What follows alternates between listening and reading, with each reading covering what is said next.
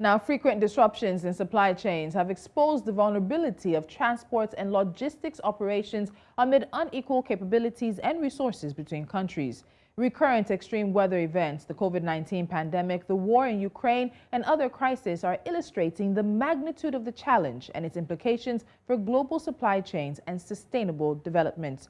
These challenges also underscore the need to enhance resilience, particularly in the most vulnerable economies. As disruptions are becoming parts of the new normal, resilience and risk management emerge as new mantras for transport, logistics, trade, and supply chains. Safeguarding the integrity of the maritime supply chain, particularly ports, is a sustainable development imperative, as developing countries have become major players in maritime transport and trade. My guest today, who will take us into maritime supply chain disruptions, is Iroghama Ogbeifun. She is the CEO of Starzs Investments company, and she joins me from Rivers State, Nigeria. Iroghama, welcome. Thank you so much for joining me on Business Edge. Thank you for having me. So it's been a tough few years for the global logistics industry. We've seen COVID-19, we've seen the Russia-Ukraine crisis now as it is also affecting things. What particular impact have these had on the logistics industry, which you're a part of? Thank you. So basically, there's been positive and negative. Positive in the sense that it's helped the bigger companies to thrive. So there was a higher demand. They had an opportunity to increase pricing, even though that meant passing that on to the end user, the customer. So for them, they had the fleet to accommodate that demand, and they could endure the stress that it brought. But on the negative side, we saw delays in shipments. So if you look at all the events that occurred during the time, from the blockage of the Suez Canal to the COVID-19 pandemic that saw countries being locked up and not being accessible, and then to just all the other disruptions that have happened, we've seen shipments being delayed, which have had ripple effects on people's businesses. We've also seen goods being ruined due to long time in transit. And then we've seen a creation of scarcity, which has led to inflation. So there's been quite a few challenges, but just like you said in your opening remarks, it's also helped shipping companies to build resilience. It's helped them sort of come up with creative and innovative ways to ride out these challenges and then to quickly catch up once country borders were opened eventually. So let's talk about those creative ways, because there were people who made money during COVID-19 because they were able to pivot. They were able to quickly innovate around the situation. So for marine logistics companies such as yours, what were some of those creative or innovative ways to live in the new normal which we found ourselves? Thank you. So I'd like to just highlight the aspects of the business which required very significantly innovation and creative ways of doing business in a new way. So crew change, for example, we found that crew were stuck on board for a long time because of the closure of the borders. So we had to manage that. We had to manage families' expectations. We had to manage the panic of the crew on board. And then we had to come up with a seamless way to get them to transit from the vessel onshore through our COVID-19 response as a company and through our reactions, through the measures that we put in place to ensure the seafarers that they could come off safely and get home safely. And then, of course, the ones at home could get on board. And also maintenance was a challenge, being able to maintain the vessels remotely, diagnose things that were wrong remotely and offer assistance, which is something that we had never had to do before. Typically, they would come to port when required, or we would send technicians on board when required. And none of that was happening for a very long period of time. So we had to use our virtual tools to, and then, of course, the professionalism of the team to figure out the best ways to keep the vessels running, operating efficiently, without any downtime, even though we couldn't access them physically.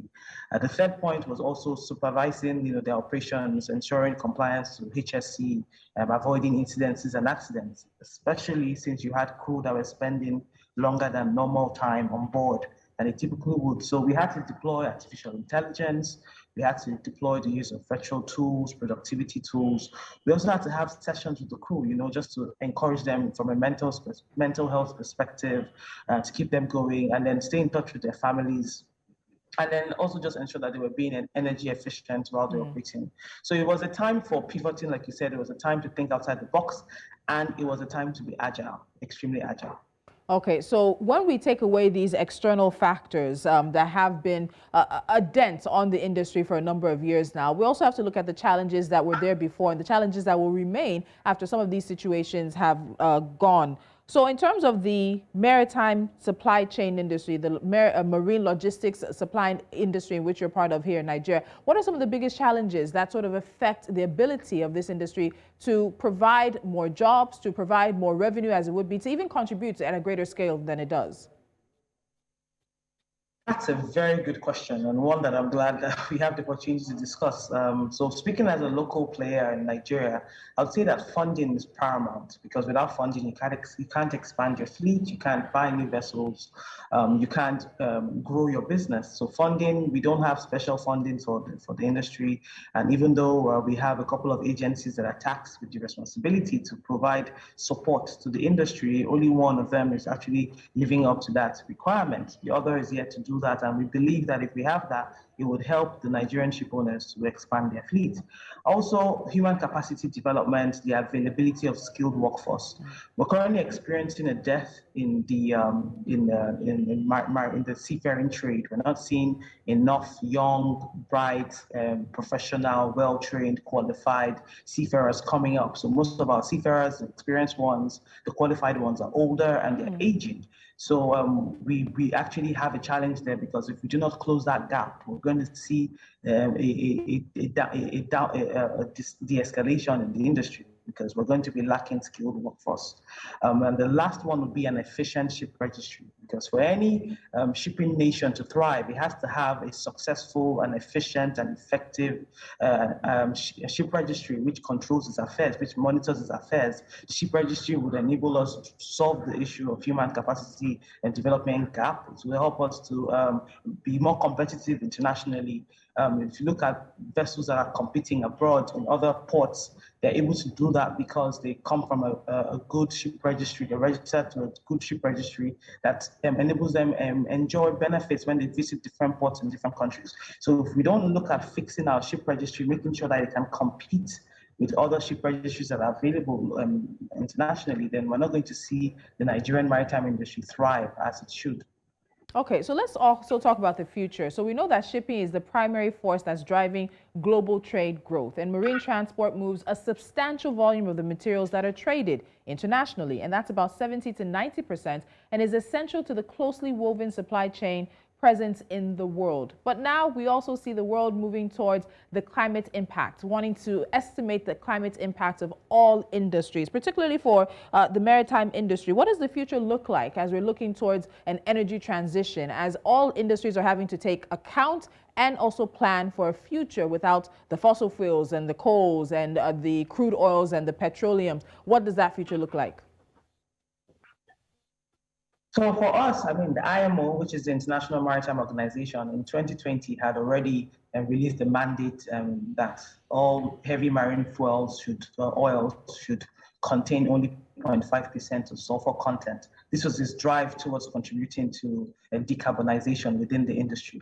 And whilst a lot of companies are trying to adhere to that, especially the companies who operate ships that go on long voyages, cruise ships, cargo ships, etc., we're still finding that we need to do a lot more work. So there's a commitment, but then we're seeing the emergence of technology that's driving the use of LNG, so alternative gas and fuel supply like LNG and hydrogen. We're also seeing that automation is kicking in to reducing the number of personnel on board ships, so which reduces consumption and makes the ship a bit more efficient because you have less people. We're also seeing the introduction of electric propulsion on vessels, so that there's a hybrid, so you're less dependent on the fuel, because the black carbon, which is produced by the marine fuels, is one of the biggest contributing factors to the greenhouse gas emissions that comes out of the shipping industry.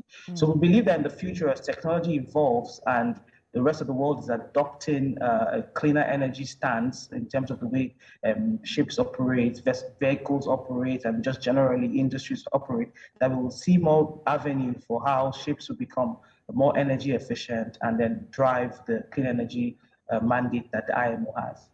All right, so Iroghama, I know that this is probably just the beginning of our conversation. There's a lot more to what's happening in the maritime industry, and I do look forward to talking to you again sometime soon. Thank you very much. All right.